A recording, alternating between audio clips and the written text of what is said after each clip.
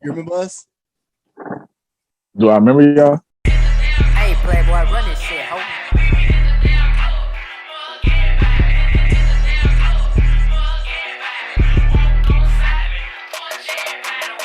What up?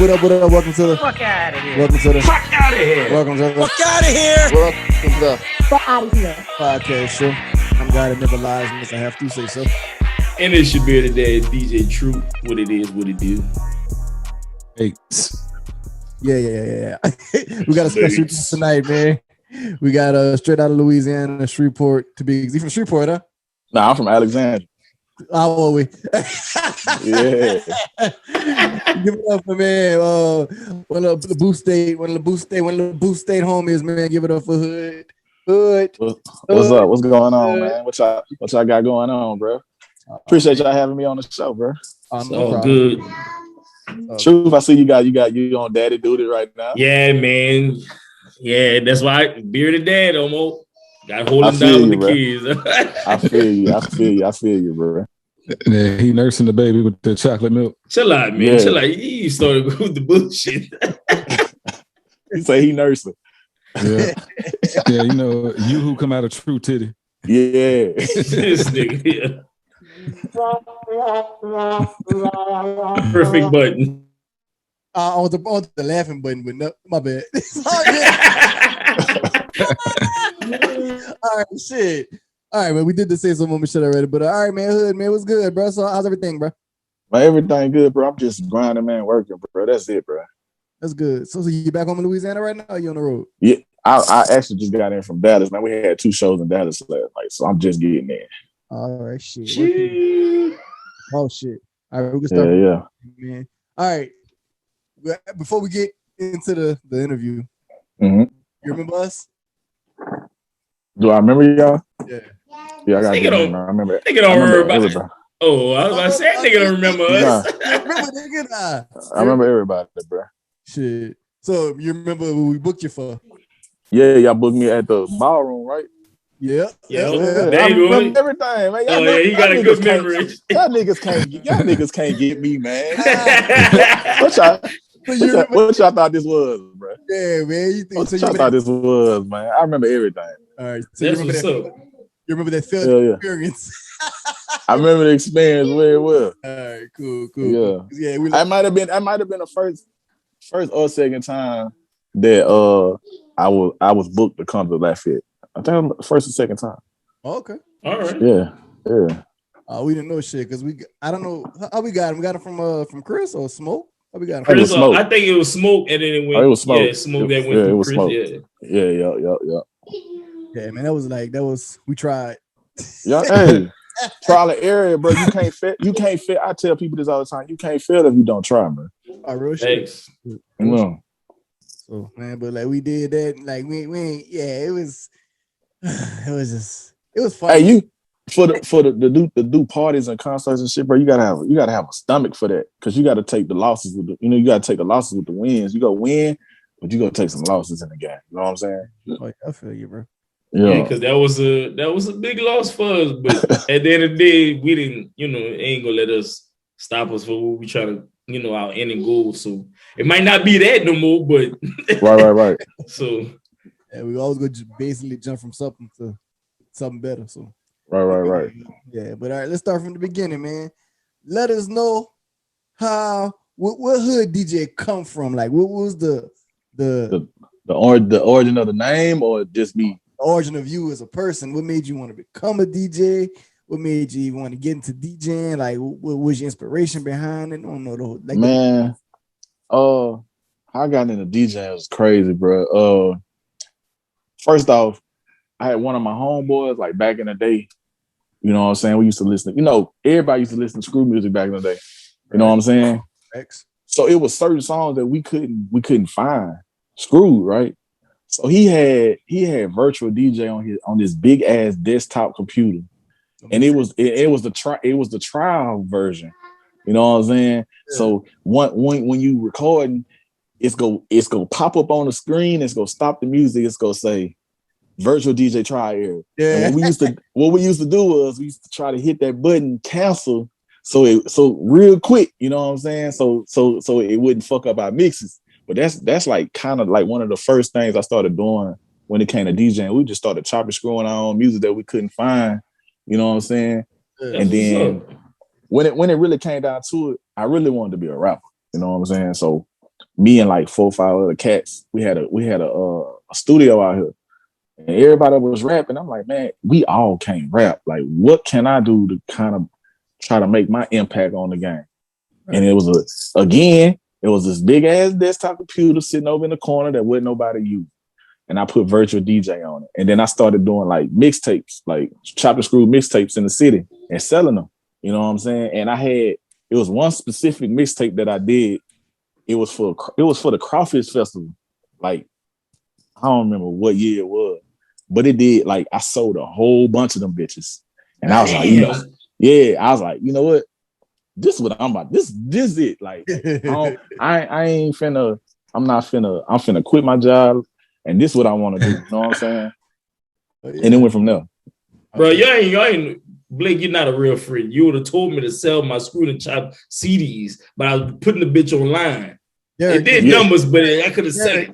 In 2014, 15, ain't nobody was buying no motherfucking CDs. Nah. I'm just saying. About the game,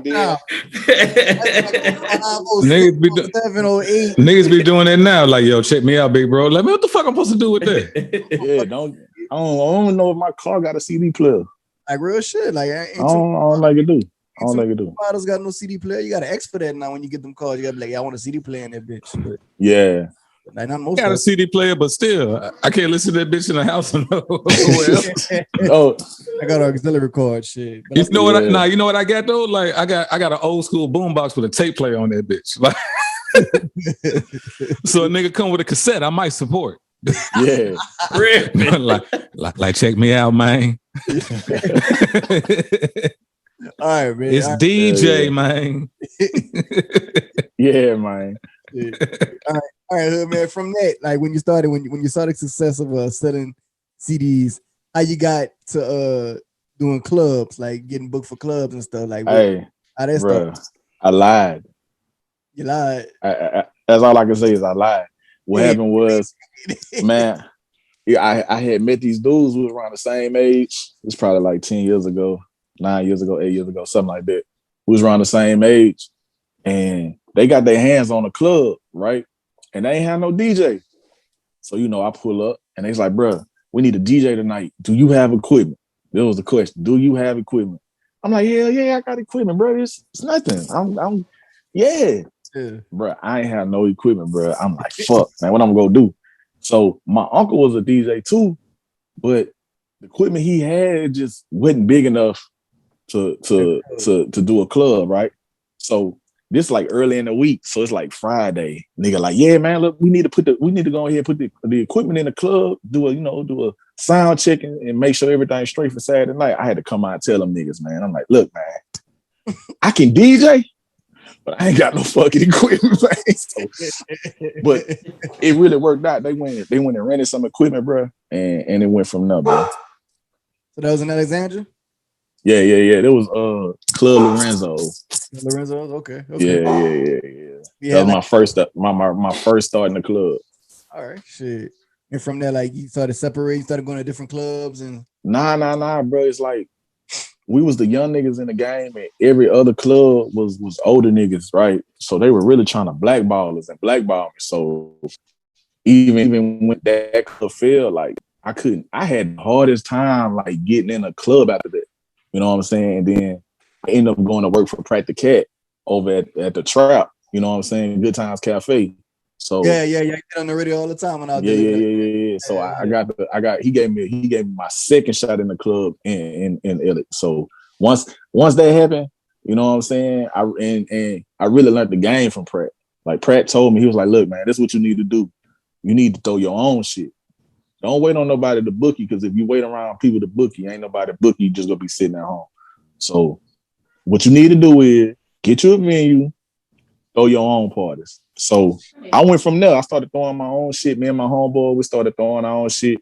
We started throwing parties in Manning, Louisiana, Gina, Louisiana, Ville Platte, all the country towns. Yeah, all the country towns. You know what I'm saying?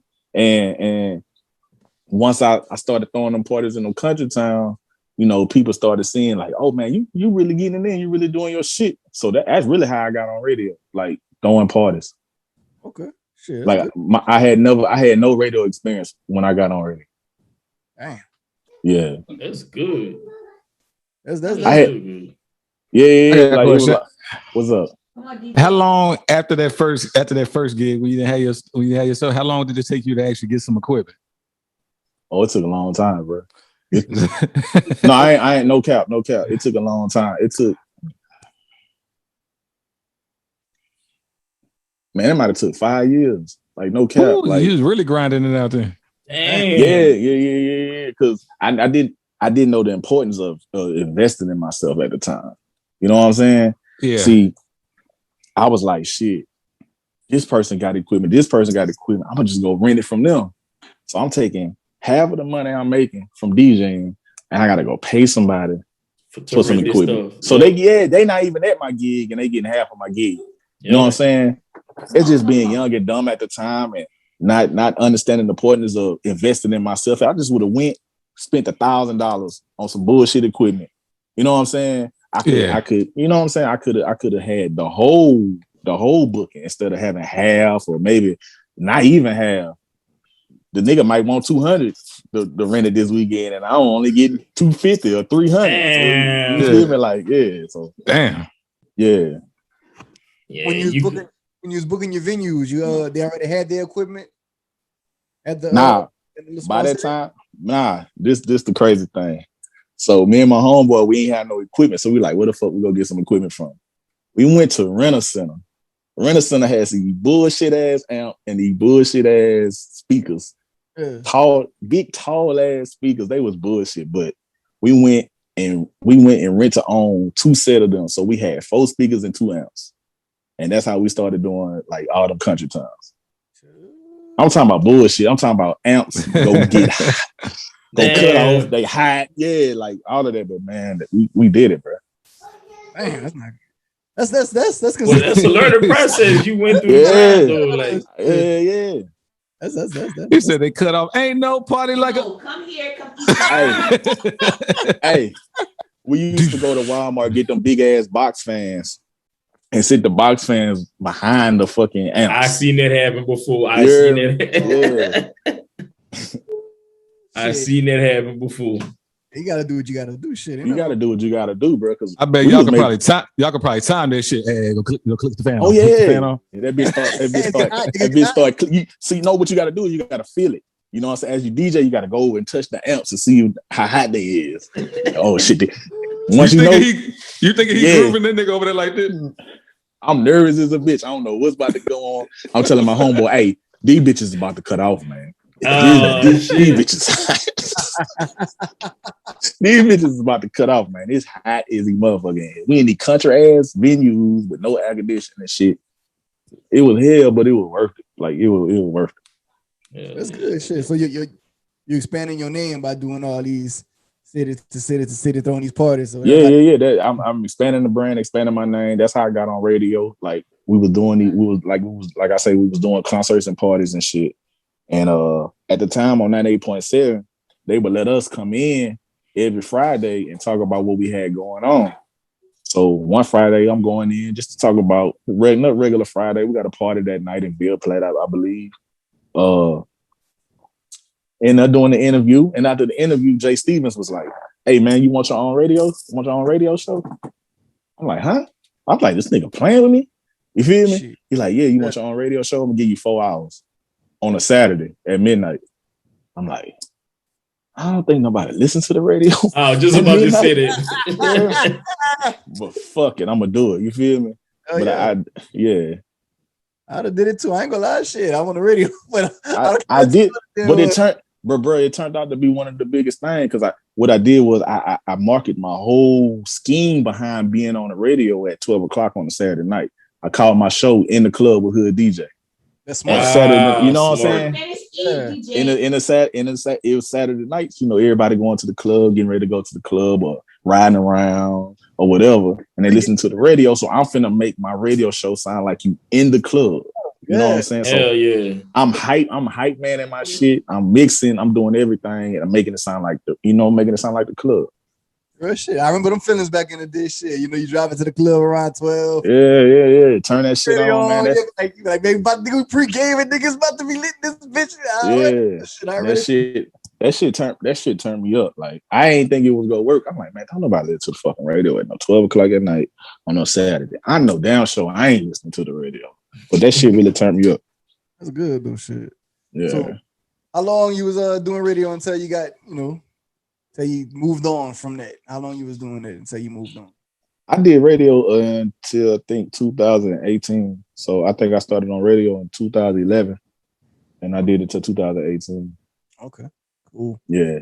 So when you did that, like, how'd you hook up with Fredo? Like, what it? I knew Fredo before he went to. Yeah, I knew. I knew that nigga hate that shit too. Like, fans be like, what's up? Yeah, fans be like, what's up, Fredo? Then he be like, Fredo. You know what I'm saying? But, Straight up. Yeah.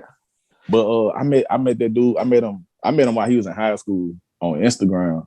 Before he went to jail, like 2014, 2015, something like that. He had a song that he had made called Diving in Your Shit. And he was like, man, can you play my song on the radio? I'm like, my bad. I'm like, yeah, bro. I'm gonna play it. I'm gonna play it. So I played it, and you know, I was the first nigga to ever play on my radio. So we always had that you know what I'm saying, that relationship from Instagram. So when he went to jail, and he caught his charge and shit, we'll keep in touch on Instagram in the messages. You know what I'm saying? So, you know, a couple years went by. We keeping in touch or whatever. And he hit me up. He was like, bro, I'm getting ready to come home. You know what I'm saying? He like, start back playing my music on the radio. So I started back playing his music on the radio and shit. And he came home.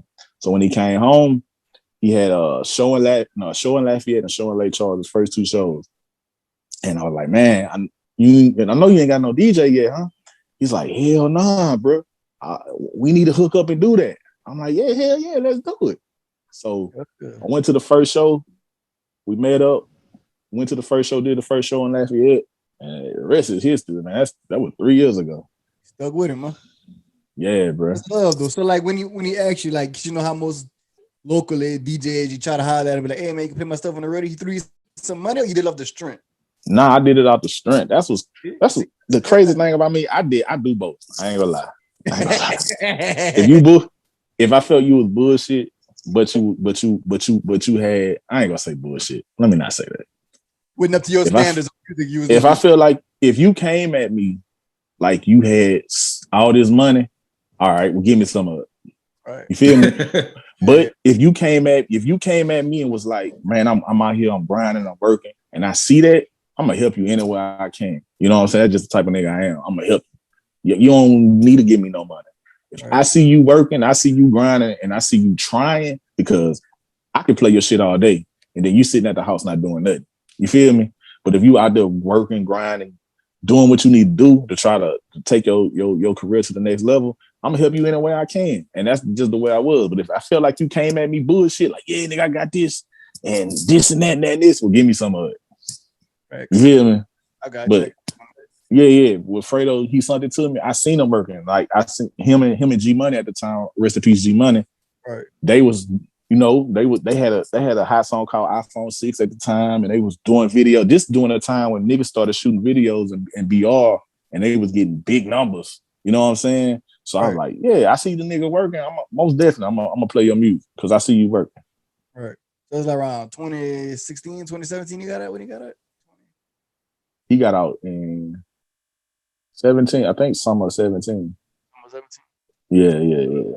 See, that's cool because, like, I respect that because, you know, like, you took care of him even when he was in jail. He hit you up. He's like, hey, you can still play my shit, and you still done it because, you know, like, some people switch up.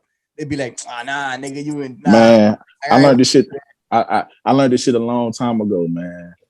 Man, treat everybody with respect, man. You never know who gonna be on top. You never know that you be on top one day, the next day you might need the same person you shitted on. You know what I'm saying? So yeah, I feel like I treat everybody with respect, man. I'm a humble ass dude. Like, A lot of people tell me that, like, man, you humble as hell. Why you don't be doing this and doing that? Because I don't feel like I need to do that. I don't feel like I need to shit on nobody. I don't feel like I got nothing to prove to nobody. You know what I'm saying? I do this to take care of my family. You know what I'm saying? That's my biggest flex. Being able to take care of my kids. You know what I'm saying? So, how you feel about the area I used to stay in, like Lafayette? How you feel like the music industry out there is? You feel like everybody else do feel, in Lafayette, everybody be like, oh man, Lafayette got a circle. If you're not in this circle, nobody go fuck with you. Nobody want to help each other. Shit like that. So like in Alexandria, it seemed like how DJ Fredo, like he helped you, they gave you a spot on the radio. But like in Lafayette, it's like they won't do that. They won't like see you played Fredo's music. Fredo, I feel like you played his music.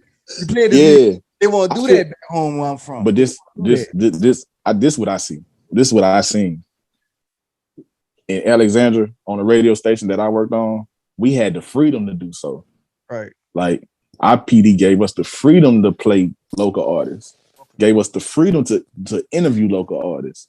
Gave us the freedom to, if make you $500, go make you $500. I know it's illegal, and I ain't payola. Yeah, I know it's illegal. I ain't on radio. I ain't on radio no more. I don't care. Yeah, but you feel me? But look, they gave us the freedom, and certain people don't know that. Like certain radio stations, they don't give you the freedom to do things. Like you got to stick to the program. They want you to. They play these same 10 songs all day long. You feel me? We did, and with our station, they gave us the freedom to pick songs and play local artists. That's why a lot of artists from Baton Rouge, Lafayette, Lake Charles, and all over Louisiana used to come to us. We used to be the hub. You know what I'm saying? Everybody used to come to us to get their music played because we had the freedom to do so. Right. But that's how it was with DJ Flex. He like, I let him about playing one of my artists' music. He was like, yeah, he told me how much it was. It's like, cool, man.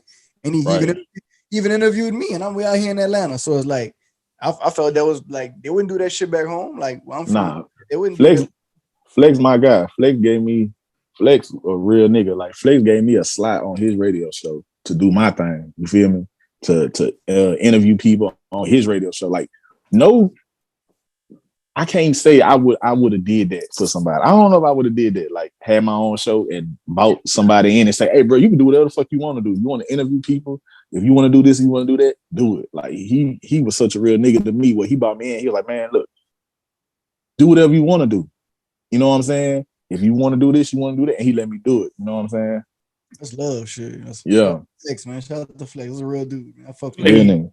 I never met him before, but it looked like he got a big heart. Like he got a big heart. A real good person, man. Yeah, he got a big heart, bro. He'll do whatever he can to help you, bro. If he can, he'll do whatever he can to do that. Yeah. Now, being from Alexandria, Louisiana, you ever thought you would be in the position you in right now? Hell no, bro. I can't even lie to you. I can't cap. Is it like real, like, because like I'm watching you and I'm seeing you around like everybody, so I'm like, I know he happy. So like, how you taking it all in? How you taking it all in day by day, touring, going to New York, Miami, being around Pooh Shiesty and Lil Durk and the other little dude, him do the little dance, little 38 months. Yeah, spot. Yeah. Like, how that feel? The shit feel good. It's a real, but I tell people I worked a long time to get where I am. You feel me? I struggled. I went through frustrations to where I wanted to quit DJing. I felt like I wasn't getting nowhere. I felt like my radio career wasn't progressing. I felt like my whole DJing career wasn't progressing. And I just was like, bro, I need to find something else to do because this shit ain't it. You know what I'm saying? I went through them times. But I stuck with it, and I tell everybody, bro, consistency, bro. If you want to, it don't matter what it do. If you a painter, if you a rapper, if you run track, whatever it do, bro, consistency, bro. You got to stay consistent at it. You know what I'm saying? And you got to invest in it. If that's just time, you know what I'm saying? You got to invest in yourself. Hell yeah, shit. That's what we were talking about on the podcast earlier. Like, yeah, for real. Like if you just stay consistent, once you make it, you got a catalog behind you. Right. They'll go back and listen to all your previous shit, like previous stuff you done, previous people you work with, and like they'll be like, man, he been grinding. Like it ain't no. I don't see, and it's a lot of people that don't understand how long I actually been doing it. I started this shit when I was like 18. You know what I'm saying? Yeah. So I've been doing this shit a long, long time to say I'm not that old. You know what I'm saying? So yeah, man, it's all about consistency. Like you said, it's all about consistency. Yeah, it's consistency. The moment you stop, they say the moment you would have stopped, it'd have been. I don't even know what the fuck I'd be doing in my life. Exactly. See, like if I would have stopped, I'd probably be working in a plant somewhere or some bullshit. Some Louisiana typical truck driver. Yeah, I'll be doing some dumb shit like that. Some dumb shit. Yeah, something dumb, bro. I just know it, bro. I wouldn't be happy with life right now. See, that's good. See, that's what I'm saying. Like people gotta just stay consistent. So like now you good, you happy, you know, know what you want to do. Like all that hard work paid off, and now you you just gotta not listen to people put their fears on you. Right. I had tons of people tell me, man, this is a hobby. DJing is a habit. You're not gonna be able to take care of no family DJing. You're not gonna be able to do this. You're not gonna be able to do that. And I just like even my mom. She was like, man, you can't do this for the rest of your life. You can't. This is not a career. Like you need a career. You need a 401k. You need this. You need insurance. You need benefits. You need insurance. You need this. You need that. You need to go find a job. Like I'm like, Mom, nobody just knew what I wanted. Like nobody saw my vision. Like I wrote every goal, everything that I done. I wrote down, and I was like, I want to be on radio. I got on radio. I want to move to this time slot. I got to that time slot. I want to do concerts. I did concerts. I want to be somebody. I want to be a DJ for a major artist. Like that was one of my main goals, and that shit just happened to happen. You feel me? It's damn. Like, yeah. Everything fell in place. That's what's up. Shit. That worked though, man. Shit, like that really worked because they're like every time I do that, I do that same mentality. Like I'm gonna get this, I'm gonna get that, I'm gonna do this, I'm gonna do that, and like it may take a while, but if you you'll get it. You'll get it, man. Like shit don't happen overnight. You know what I'm saying? Just like you say, you got to stay consistent and just do it. Oh yeah, man. Shit. So like, besides all that, man, like tell me some of like the crazy experience you had, man, DJing, like the groupies and. Hey, if you're married, you got old lady, you ain't gotta say nothing. Yeah, I plead the fifth. Yeah, I don't know nothing about no groupies or nothing like that. I've never seen or experienced anything like that. I got you. Once I do my show, I go home, I'll go to my room, I grab my Bible, I read my scriptures. Yes, indeed. Go to sleep. Yes, indeed. Oh man. You know, bro. Man, dog, you're the truth, man. I appreciate you. Oh shit. You know, bro. You ask him the question, like being in front of the crowd stuff, because I kind of.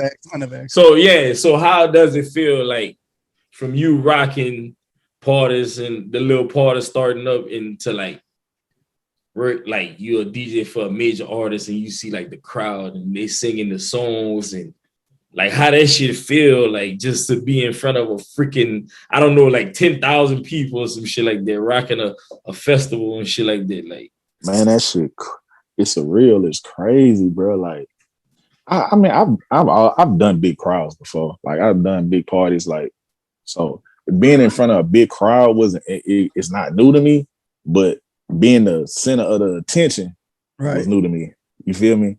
And it's like, yeah. And, bro, being somebody DJ, bro, is the most excruciating thing because if you fuck up, you fuck up the whole set. You fuck up, you push one wrong button, you don't do something that's supposed to be done, you make the artist look bad, It's just, yeah, you don't want to have no conversations after the show. Like, what the fuck happened? No shit like that. But it's easy now. Like, starting off, it was kind of rough. You know what I'm saying? Because it was new to me. It was a new thing that I was doing. But, now it's like, I do that shit in my sleep now.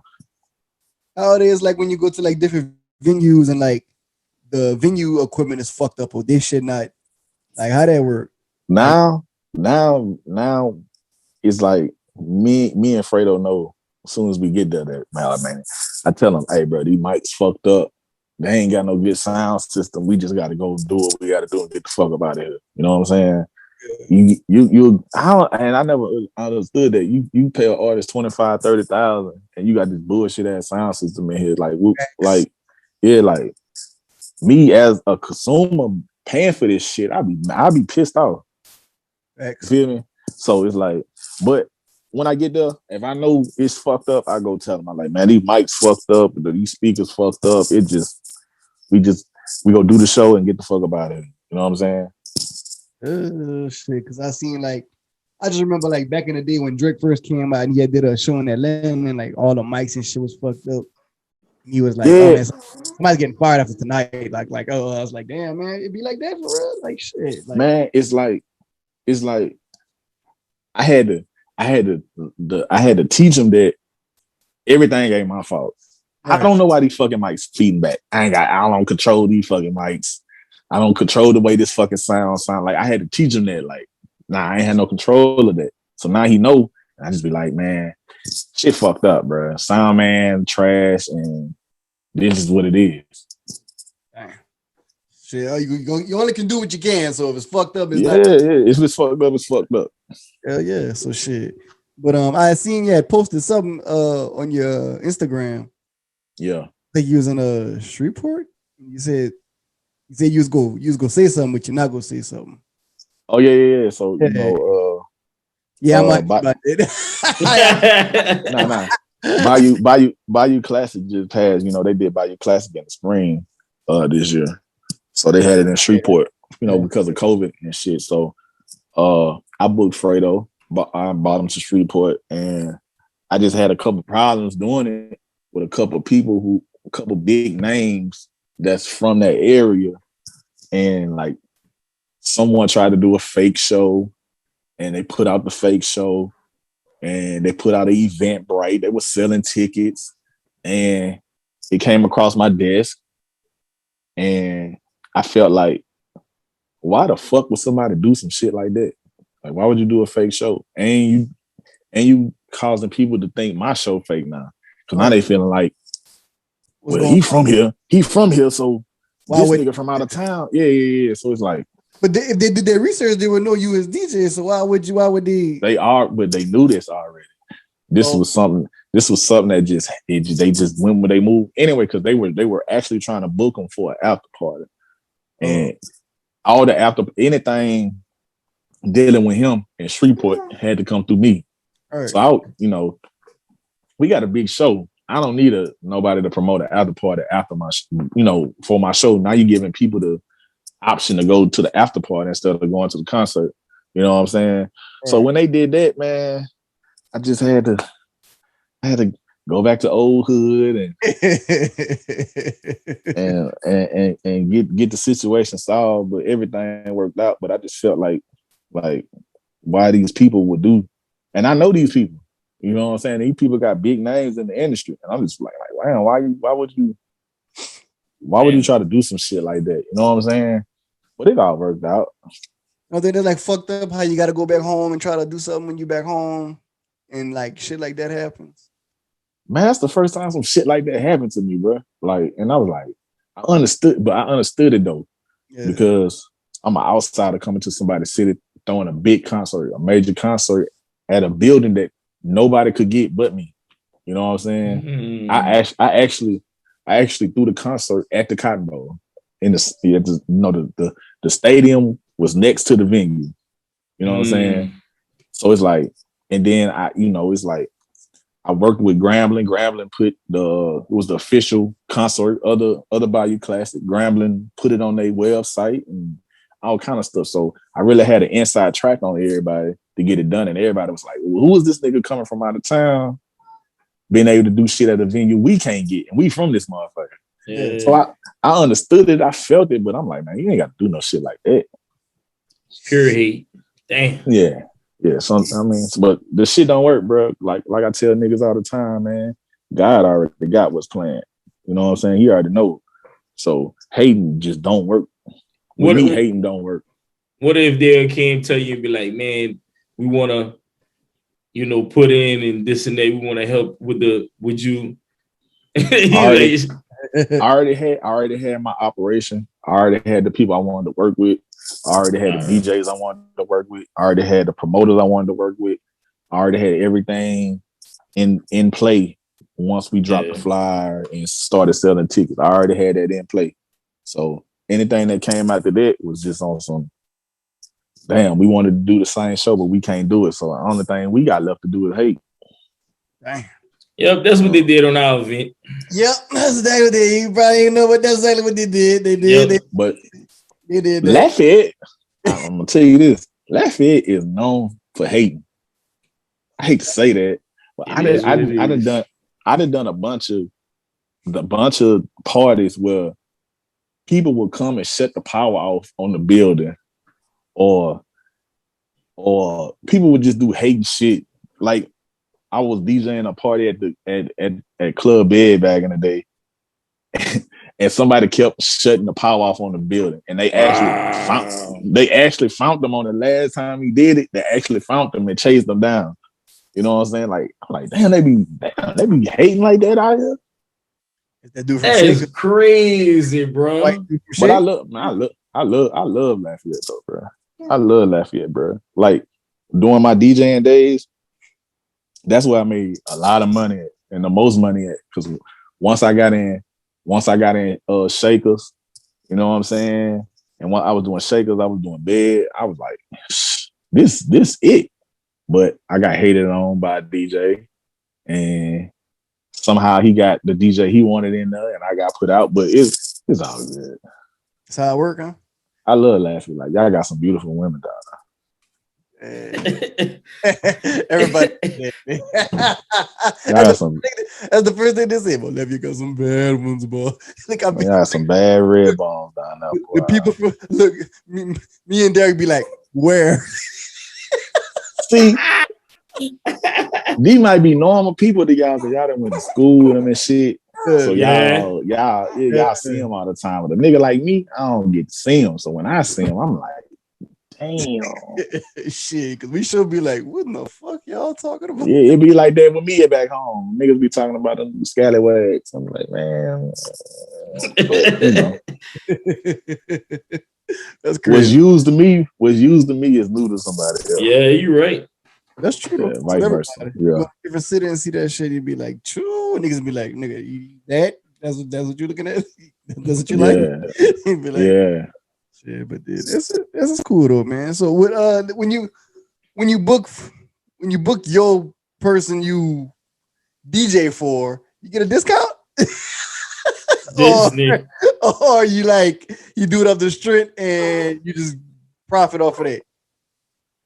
Nah, we work out a number that's comfortable for both of us, and I do it like I'm booking anybody, like I'm booking Jay-Z or whoever. Right. I'm gonna go handle him the same way, give him the same respect. You know what I'm saying? Treat it like a business. You ain't gonna treat it like a no. At the end of the day, I want to make money. You feel me? So yeah, I give you this. I know you know what you gonna make because you did your numbers and everything. So yeah.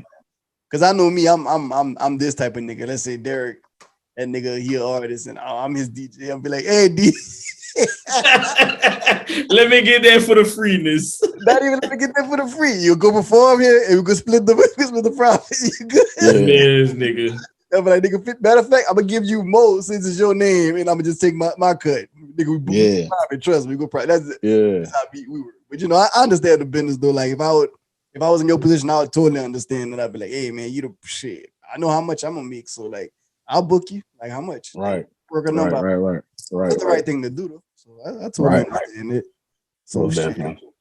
So man, where you see yourself in the next 5 years, bro? Like what you hope? No lie.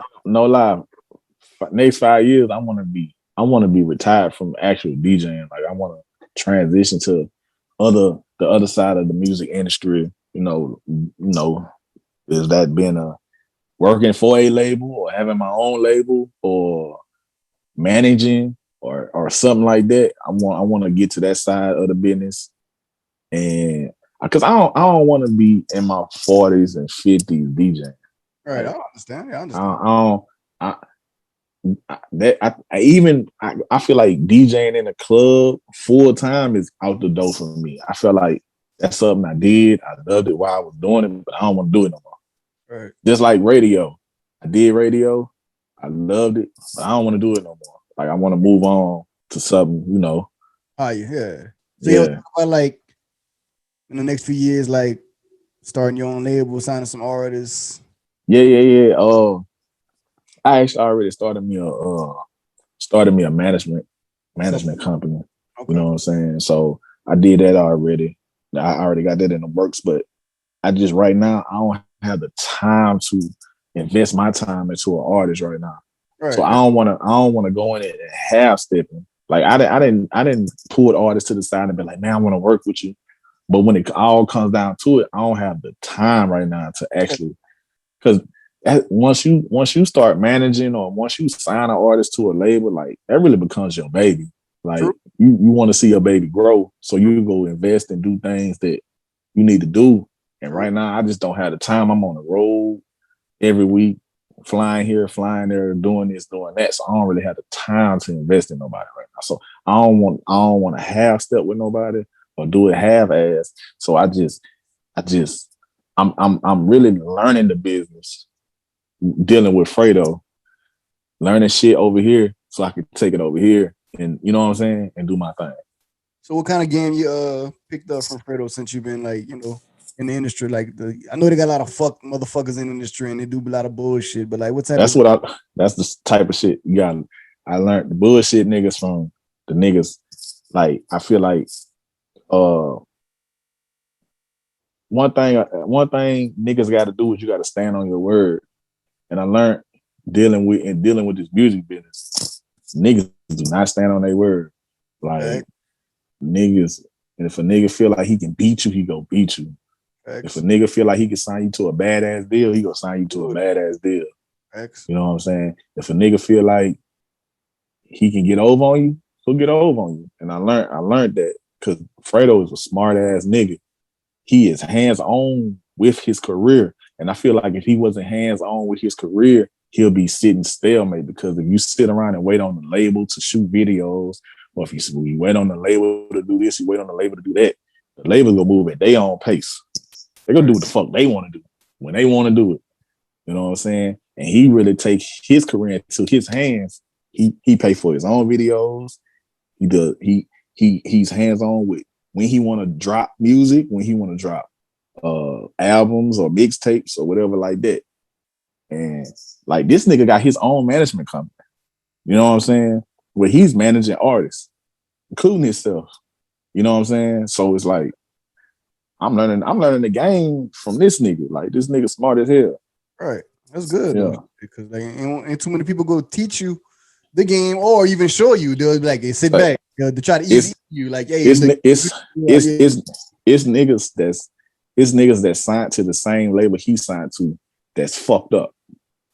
And they be asking him, like, man, what you be doing? Like, why are you not how you progressing? And because he take his shit into his own hands and do his own shit. These niggas is waiting on the label, the management side of the label. If you sign, one thing I learned, do not sign to a label and have them manage you will be fucked up. Don't do that. No, it's not that. It's not that. It's just that they won't have the best interests for you. Oh, okay. If you hire your own management gonna have the best interest for you. If you sign to a label and they manage you, they gonna do what's best for them. Right. They don't give a fuck about you. Yeah, they don't give a fuck about you. So they'll be like, we'll go in this direction. Be like, I don't want to go in that direction. Like, hey, nigga, you signed to us. You go in this direction. Yeah, you signed to us. You gonna do the fuck you gonna do the fuck you say or go home.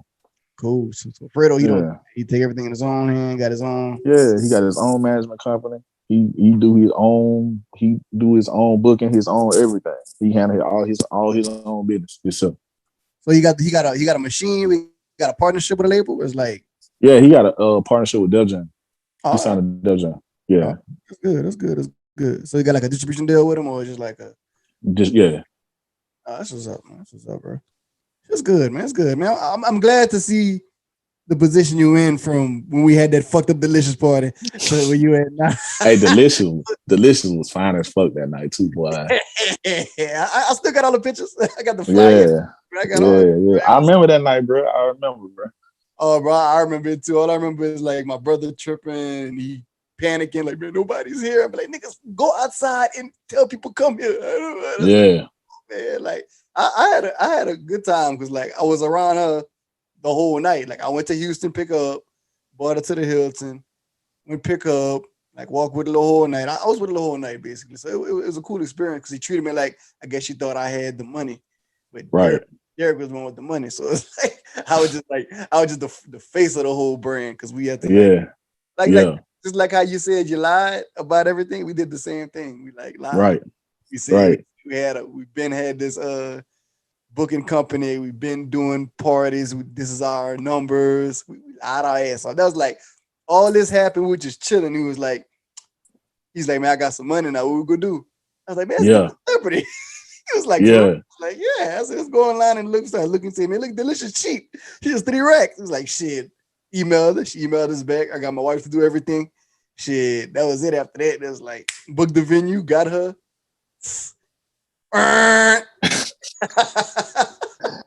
tell niggas, man, that's how that shit go though, bro. I didn't did shows that I knew was gonna hit, and them bitches flop. You know what I'm saying? I did shows. I was like, man, this shit go flop. It's Friday. I ain't sold another 5 tickets, and then by Saturday night, all the tickets was sold out. You know what I'm saying? Like, so it's like you just like it just happened, shit. Because like we had the numbers, like, oh yeah, we're gonna make this amount, we're gonna split this amount, this, that. It was like, okay, we on the radio, we got the venue. Like when Boosie just got out of jail, put all the flyers on the cars at the Cajun Dome. Everybody was talking about it. We was like, oh yeah, we about to hit. Shit, that night came. Then Club Bed had a party, a phone party or something. Shakers had a party. Like they wouldn't let us put our ad on Q95.5. It was all kind of shit, bro. It was like, look at this. I just made motherfuckers. And they knew about the party too. So it was like, that's just the way shit goes, man. I done been through the same shit where I'm like, well, we finna do this concert, and then a certain person, promoter, would do a concert and just try to throw a wrench in what we had going on. But you just gotta persevere and overcome shit like that. You know what I'm saying? I take that shit as a challenge. I took it as a challenge. Oh, you feel like you just finna come in and you know I got this concert, and you go throw a concert after I drop my shit, and you know what you're doing. All right, let's go. Hell yeah. I use that shit as fuel, man. I put that shit in the gas tank and just light a fire. Shit, y'all go do that. I'm gonna come back 10 times with something harder. So, and I did, but shit, it is what it is. Right. So, but yeah, man. Like, man, I want to say I appreciate you for taking your time out, man. I know you're busy. I know you got a lot to do, bro. Appreciate you for coming fuck with us. It's a blessing, man. I'm glad to see where you at in life, bro. I'm glad to see you doing your thing, man. I'm glad you're on the road. I'm glad you're working. I'm hoping a few years you got your management company, your label, whatever you want to do, bro. You sign an artist, you behind the closed doors, you like QC nigga, you the nigga they go to now. So, bro, like just keep doing your thing, man. You gotta support him on the FOH podcast, man. But before you go, every week we do a fuck out of here of the week, and we usually give somebody like whatever, something going on in your life, personally, business, something happened at a club, whatever. All we do is we say like, man, this, that, and other, and we do the fuck out of here button. Fuck out of here. Fuck out of here. Fuck out of here. So, since you're the guest, we'll let you do the first fuck out of here of the week. Oh man, why you put me on the spot like that? I go first. Shit. Yeah, you can go after me if you ain't got it yet. I'm trying to see. Damn, fuck out of here. I don't know, bro. It's so much shit. It's so much shit going right now. I don't know. I just all the this is what I would say. All the motherfuckers who didn't believe in me or believe in my vision.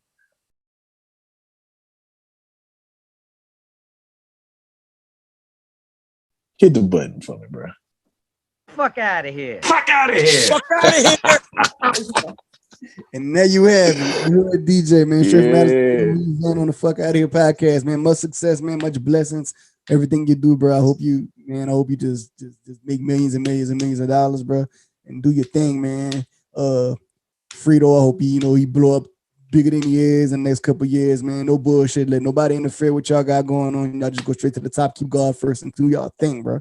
So man, I appreciate that, man. I appreciate y'all being patient with me too. Man, I know I'm late as a motherfucker, just like man, it's good. It's good. Yeah, man. Yeah, you got me being daddy mode right now. You know what I'm saying? But it's all good. It's all good, bro. I appreciate y'all being patient with me, man. Oh man, appreciate you, bro. So man, look, man, enjoy your night, man. Do your thing, man. Keep making that money, bro. And proud of you, bro. Keep doing your thing, man. All right, man. Proud of y'all too, man. Appreciate y'all, bro. All right, man. Good night, dog. All right. All right. So that was the FOH podcast. We got that shit done. We just got Fredo Bang's DJ on the motherfucking podcast, nigga. Yeah. That's twice, nigga. That's our new thing now. Like after we do an interview, just to talk shit after it. I think that's pretty cool. Nigga, we did that, nigga. Yeah, nigga, Fredo Bang, nigga. We see, and the nigga remember the Dirk that he even gonna remember. Yeah, I thought he wasn't gonna remember us for real. I kind of like he be like, I don't know, y'all. I kind of knew, cause like when I messaged him, we still had like old messages. Oh, all right. But like.